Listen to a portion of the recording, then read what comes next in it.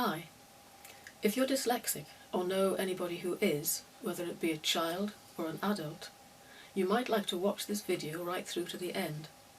It also might be a good idea if you can grab a piece of paper and a pencil, because you might find you're going to be introduced to something that you will find really helpful. My name is Chris Blance.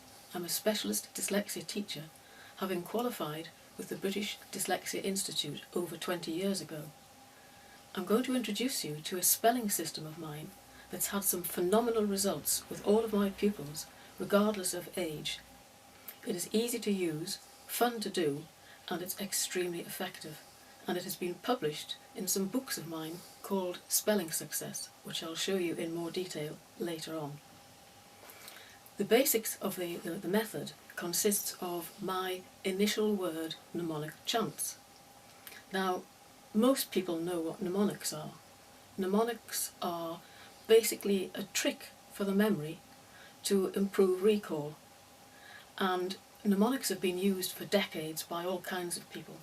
For instance, medical students have got a complete book on mnemonics for helping them remember things like blood vessels and bones and muscles. Pilots apparently use a system of mnemonics in the cockpit just before takeoff to help them go through the appropriate checklist. But in education, mnemonics have been used for, for spellings that have been difficult for children to work out. And one word springs to mind, and that is the word because. And there is a chant that's literally circulating the schools, which goes, "Big elephants can always understand small elephants." Now, for those of you who are not sure how this method works, all you have to do is memorise this chant by repeating it out loud many times, and then simply take off the first letter of each of those words in that order, and you've spelt the word because. Absolutely nothing wrong with that method at all. It works really well. But my initial word mnemonic chants are infinitely more effective. I would like to introduce you to a little story that basically surrounds the invention of my mnemonic method. And it happened over 20 years ago when I was teaching a girl in a local school. And prior to this, she'd actually told me how she was having great difficulty spelling words like because. And there was a little phrase that she used which was really instrumental in the creation of this method of mine. She actually said, "I can spell words like because with the right letters, but I can't necessarily get them in the right order." It sounds like something from Morecambe and Wise. So as I was driving to school, I suddenly thought, what she needs is some kind of mental glue. And I thought, I know, I haven't tried the system of mnemonics on her before, so that might work for her. So I knew that this particular mnemonic chant for because was, "Big elephants can always understand small elephants." And no sooner had I had that thought than suddenly this sinking feeling in the pit of my stomach when I realised, well, that's fine, you know, I can give her that chant for that particular word, but what about all the other hundreds of commonly occurring words that she couldn't spell as well?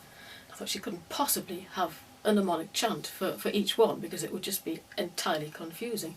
And then, like a flashbulb at the back of my head, I suddenly thought, hang on a minute, what happens if you actually start the chant with the word that you're targeting?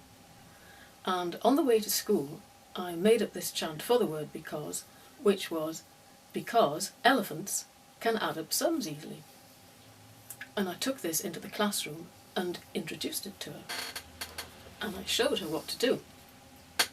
So I wrote the word because on a piece of card like this, and then I wrote the chant at the top on the back, leaving space for a drawing. And I told her that you never ever have to write that chant out. All you've got to do is repeat it enough times that it gets into your memory.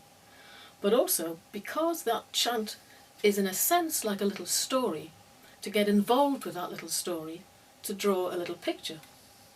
So she did this picture of the elephant in a maths lesson, and then I told her, now, all you've got to do now is, let's say, repeat it out loud 10 times. And it was important that it had to be out loud, because when something's out loud, you rehear your own voice through your own ears, and it goes to a different part of the brain.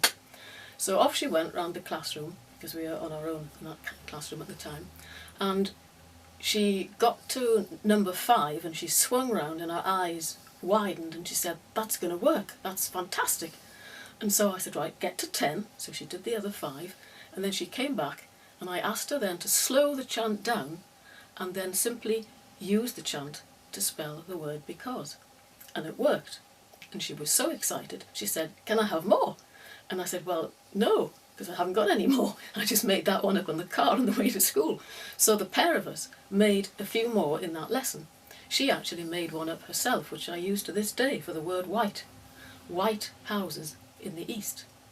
So this was such a successful first lesson. I thought, well, great, but next week when I go along and see her again, she'll have probably forgotten the whole lot. On the contrary, she came running to greet me, waving these chants above her head, saying, "These are fantastic, I want more, more, more." So over the next few months, I made up hundreds of chants for her, based on the words from a high-frequency word list. And within about a couple of months, she could memorise over 200. And that meant that she could now spell 200 commonly occurring words that she couldn't spell to save her life before. So with this being so successful with her, I decided to try it out on some of my other pupils, and it didn't really matter what age they were, whether they were 5 or 56, the majority of people really took to this method. And there was one little boy in particular who was absolutely phenomenal. He loved the chants so much that I knew that he deliberately misspelt some words when I gave him a spelling test so that he could accumulate more chants. He could actually do in 1 hour 545 mnemonic chants. Now, there's absolutely no way that anybody, unless you're a phenomenal memory man, could actually do that with ordinary chants. So the reason that this method is so successful is, well, basically because it's highly multisensory. If you think about it, when you're doing your chant, you're learning a little story.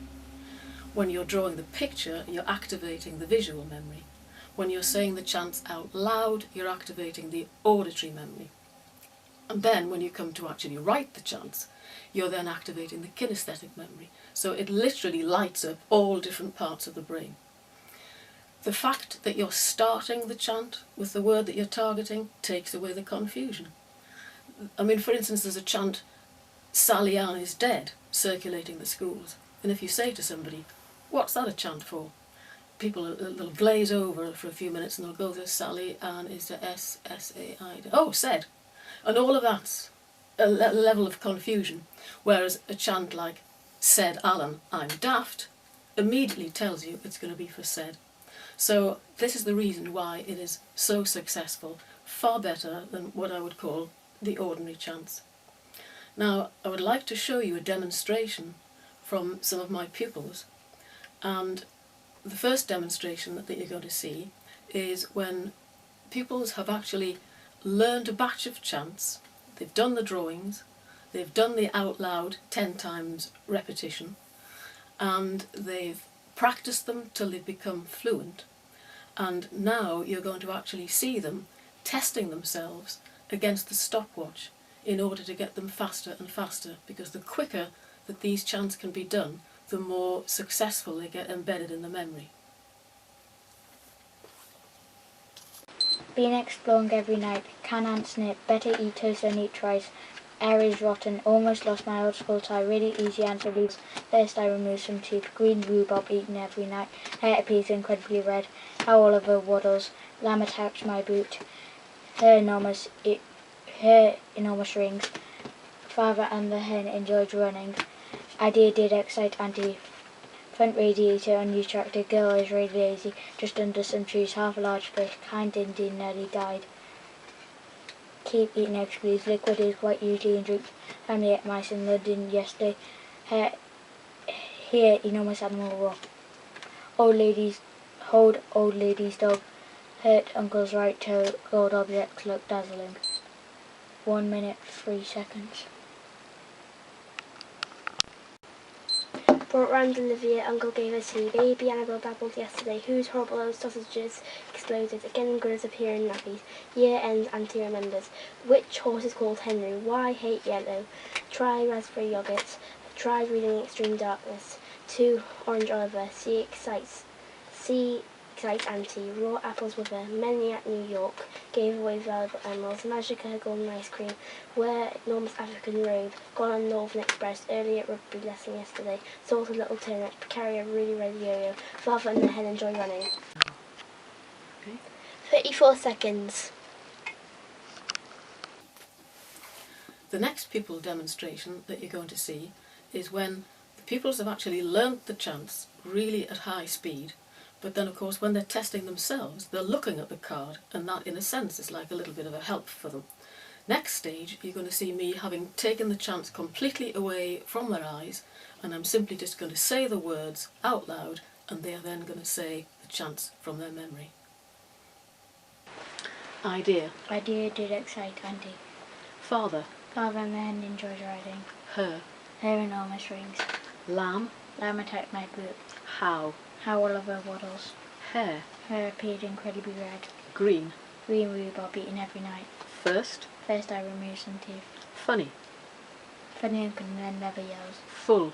Full up liquid leaks. Black. Black Labradors and cute kittens. Really. Really easy answer, leaks vaguely yelling. Almost. Almost lost my old coat eye. Air. Air is rotten. Better. Better eat toast than eat rice. Can. An ant snip. Bean. Been exploring every night.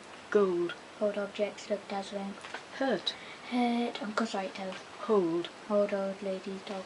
Here. Here enormous animal walk. Family. Family at mice in London yesterday. Keep. Keeping eggs please. Find. Find it no, Dad. Half. Half a large fish. Just. Just under some trees. Girl. Girl is really lazy. Front. Front lazy eater on new tractor. Kind. Kind Indian and he died. Gone. Gone on Northern Express. Father. Father and the hen enjoy running. Half. Half a large fish. Carry. Carry a really red yo-yo. Salt. Salt a little turnip. Early. Early at rugby lesson yesterday. Where. Wear enormous African robe. Magic. Magic a golden ice cream. Gave. Gave away valuable emeralds. Many. Many at New York. Raw. Raw apples with her.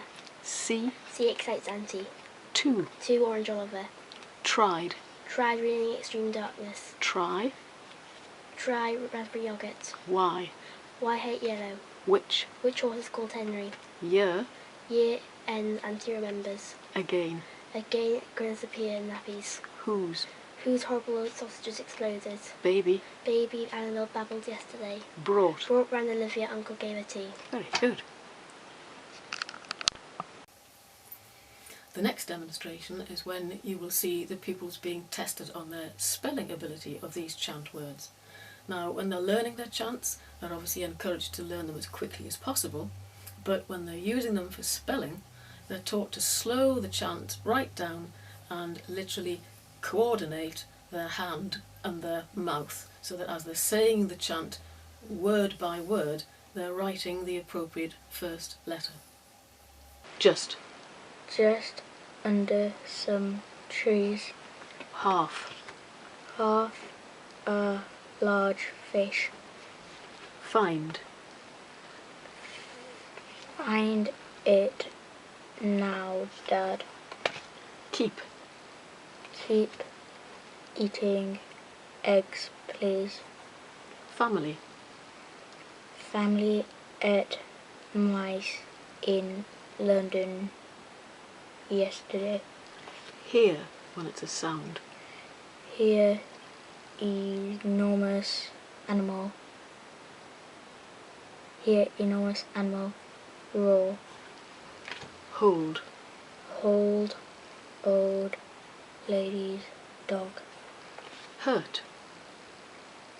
Hurt uncle's right toe. Gold. Cold objects look dazzling. Bean. Been exploring every night. Baby. Baby Annabelle babbled yesterday. Whose. Whose horrible old sausages exploded? Again. Again grillers appear. Which. Which horse is called Henry? Why? Why hate yellow? Try. Try raspberry yogurt. 2. 2. Orange Oliver. C. C. Excites auntie. Raw. Raw. Raw? Raw. Raw apples with a Many. many at New York. Gave. Gave away valuable emeralds. Magic. Magic a golden ice cream. This final demonstration is to see whether they can actually cope with their chant words when they're embedded in sentences.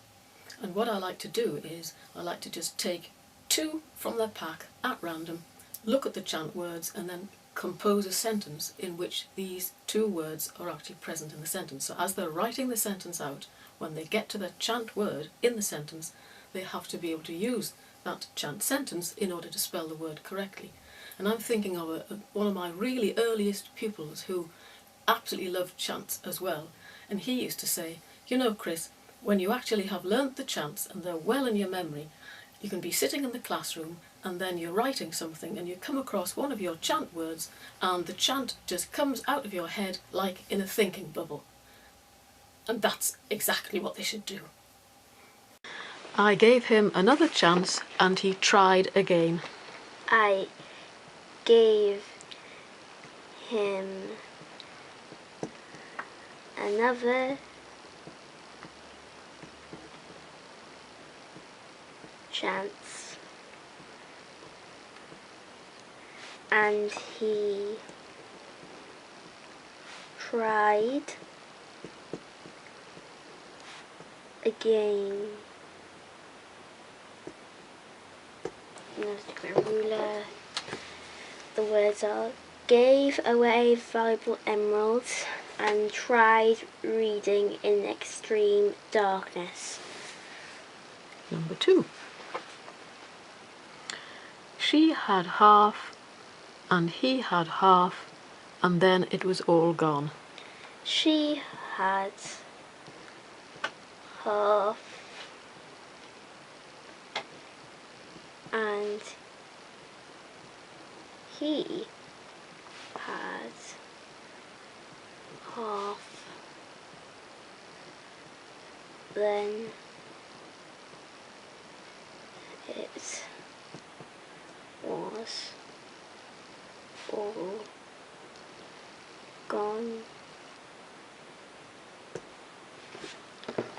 Then if I just, so half a large fish, half a large fish, gone on Northern Express. Number 3. The baby had a lovely time playing in the sand by the sea. The baby had a lovely time playing on the sand next to the sea. And the words are baby Annabelle babbled yesterday and sea excites auntie.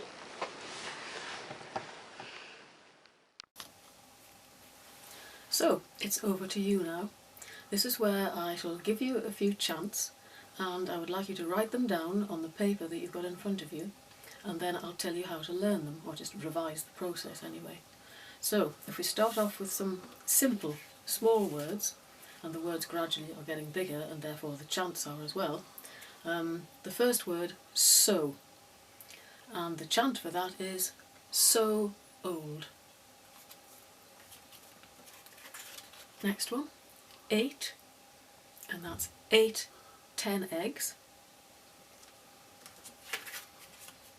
Find. Find it now, Dad. Which? Which horse is called Henry? Behind. Behind enormous hedge, I nearly died. Because? Because elephants can add up sums easily.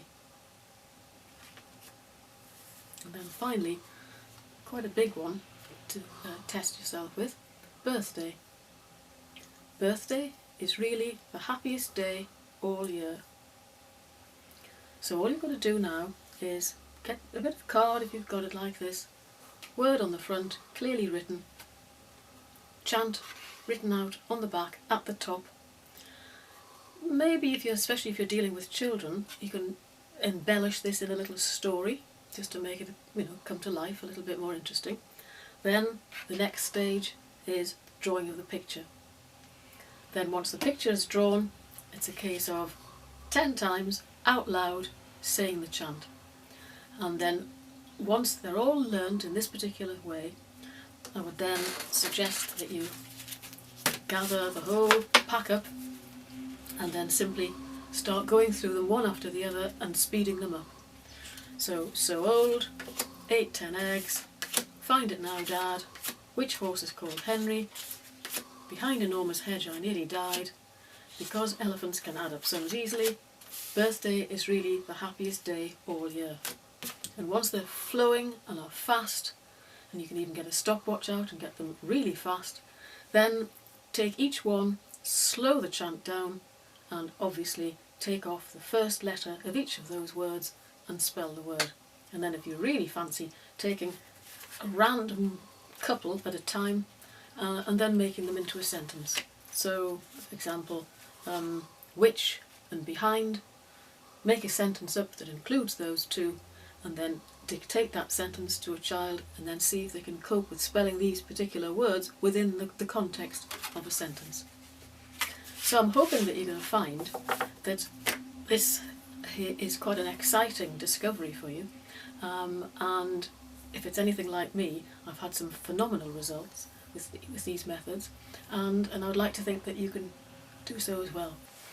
If you'd like to know a little bit more about this method, you might like to actually look at the books that I've got out, and they're all for sale on the well-known shopping channel.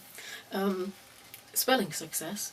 This is 263 high-frequency words, each one having its own initial word mnemonic chant, and each one has a lovely little illustration done by a graphic artist to actually illustrate what's going on within each chant.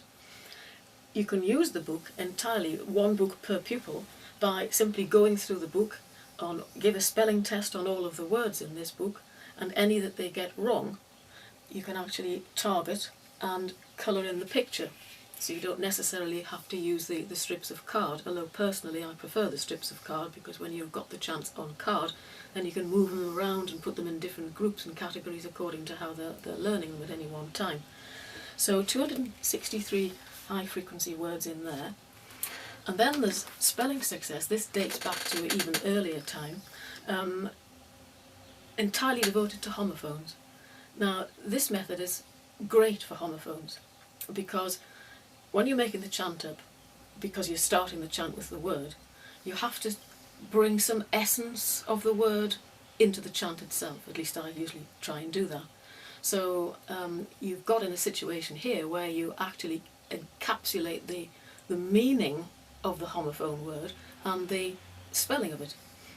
For those of you who are not quite sure what homophones are, there are loads of them in English. They are words that sound the same but are spelt differently and have got a different meaning, and it's an absolute nightmare for dyslexic people. So as an example, two homophone examples, the two breads, the bread that you eat and the bread to do with breeding. The chant for the bread that you eat, bread rolls eaten at dinner, so straight away you've got the spelling and the meaning locked there. And then the other one, bread really exotic dogs. again, you've got the spelling and the meaning. So in this book, you've got loads of homophones, slightly smaller format here, and possibly this will be for older pupils. But again, you've got the initial mnemonic chant and a little drawing to go with them. Now, when you're making chants up, and in my case, when I was making up hundreds of chants, I found it really helpful that I actually made myself a little dictionary specifically for making up chants. And what I did was, at each letter of the alphabet, I actually organised all the words into different categories. So, for instance, nouns, adjectives, verbs, animal names, foods, plants, places, names. So if you're working through a chant and you get to a letter B and it feels like it should be maybe an adjective at B, then you turn to B in here and you look down the list of adjectives and you've got a whole selection of them, and it just makes making chants up infinitely easier. So that one is also available on the internet. Now, I've also got a couple of websites. My main website is called www.helpfordyslexia.co.uk. I've also got a similar Facebook site, which is also Help for Dyslexia. I've also got an email address, which is heb18sirah@gmail.com. And I would really like to get feedback from you all to see how you're getting on. Now, these books of mine have actually been on sale for many, many years, and I know that they've been bought by lots of teachers in quite a lot of schools in the United Kingdom. Some have even gone abroad, and I would love it if you could give me feedback as to how you're actually getting on. And I would really love to find that there's somebody who has beaten my pupil who could memorise 545 in an hour. That would be amazing to find that there's somebody out there that's actually gone over that limit. So if you could possibly get back to me on either of those methods, the websites or the email, then that would be great to see how you're all getting on. And I hope that you find this method has been as uplifting as I have found it. I absolutely love getting a new pupil and introducing them to this method and finding that the majority of them really take to it, and in some cases it's literally changed their lives. Obviously, mnemonics feature very heavily in my teaching methods. I use them obviously for the high frequency words, I use them for homophones, and I also bring them into the long vowel section as well. But my teaching methods don't just use the initial word mnemonic methods, because at the end of the day they are basically a gimmick, and a powerful gimmick, but they don't actually give you what's properly referred to as word attack skills. So I also teach using methods of flashcards and associated structured worksheets, and the combination of the two methods, the mnemonics and the structured worksheets and flashcards, basically amounts to my complete teaching method, which has taken people who have been non-readers and made them into able readers, and in some cases into actual bookworms. So I'm hoping in the next few months to pull all of my teaching methods together in one package and publish it all. So maybe if you look out for future videos about this, which should hopefully appear on the website. But if you are interested in knowing a little bit more about the other teaching methods that I use, then feel free again to contact me either on the website or by email. So I hope you enjoy using these chants that I've introduced you to, and I sincerely hope that you find them really useful.